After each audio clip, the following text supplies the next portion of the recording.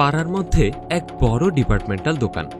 সেখানে পাড়ার সবাই অহরহ কেনাকাটা করে তাদের সকল নিত্যপণ্য। দোকানের মালিক মিঠু বসে আছে ক্যাশ কাউন্টারে। কিছুক্ষণ পরেই এক মধ্যবয়স্কা মহিলা দোকানে এসে কাঁদতে লাগলেন।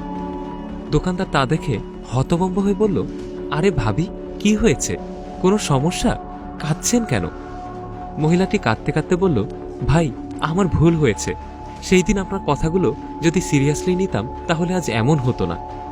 দোকানদার বলল, কোন কথা? বেশ কয়েক মাস আগের ঘটনা। মহিলার ছেলে রাতুলের বয়স 22 হবে। দোকানের ঠিক পেছনেই তাদের বাড়ি। একদিন হঠাৎ করে সে দোকানে এসে একটি সিগারেট কিনল। সেটা দেখে দোকানদার বলল, তুমি সিগারেট নিবে? রাতুল কথা না বলে সিগারেট নিয়ে চলে গেল। পরের দিন সে আবারও আসলো। এক প্যাকেট সিগারেট দিন তো। দোকানদার আবারও সেদিন জিজ্ঞেস করলো, তোমার সিগারেট? রাতুল আবারও কথা না বলে চলে গেল। দোকানদার সেটা দেখে হতভম্ব। ভাবল, ছেলেটির বাবা মাকে বলা যায় কিনা। চিন্তা করতে করতে এক কাস্টমার আসলে তিনি সে কথা ভুলে যান। এভাবেই চলতে থাকে। একদিন রাতুল ছেলেটি সিগারেটের প্যাকেট নিয়ে চলে যেতে থাকে। দোকানদার টাকা চাইলে বলে, পরে দিব।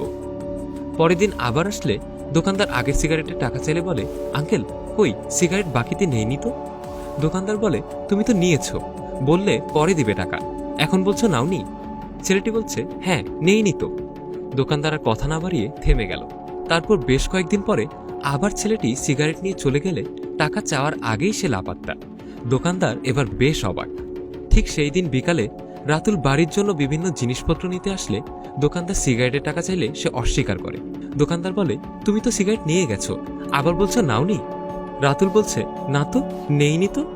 দোকানদার বলছে, ঠিক আছে, গতকালের সিসিটিভির রেকর্ড তাহলে চেক করি। এই কথা বলেই দোকানদার মোবাইলে গতকালের ভিডিও চেক করতে থাকে। অবশেষে যখন ভিডিওটা পাওয়ার পরে দেখালো, তখন রাতুল টাকাটা দিয়ে চলে গেল। এরপরে কিছুক্ষণ পরেই রাতুলের মা দোকানে আসলো। এসে রেগে বলল, আপনি আমার ছেলেকে অপমান করেছেন কেন? দোকানদার বলল, কই অপমান করলাম? রাতুলের মা তখন বলল, কেন আমার ছেলেকে দাঁড়িয়ে রেখে সিসিটিভির ক্যামেরায় চেক করলেন কেন? ও কি রাস্তার ছেলে? কয়টা টাকার জন্য আপনি এরকম করলেন?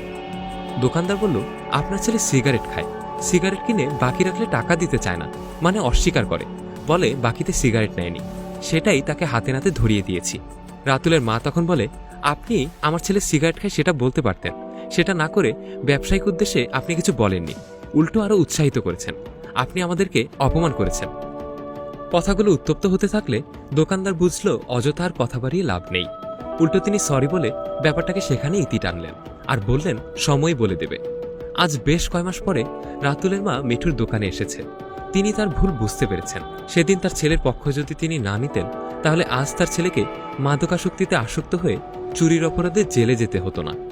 এভাবেই আমাদের সমাজে ছেলেমেয়েদেরকে বাবা মার প্রশ্রয়ে তারা আজ নষ্টের দিকে ধাবিত হচ্ছে। প্রত্যেকেরই সেদিকে নজর দেওয়া উচিত। ভিডিওটি ভালো লেগে থাকলে লাইক, কমেন্ট এবং শেয়ার করতে ভুলবেন না। কমেন্ট বক্সে জানান আপনার মূল্যবান মতামত।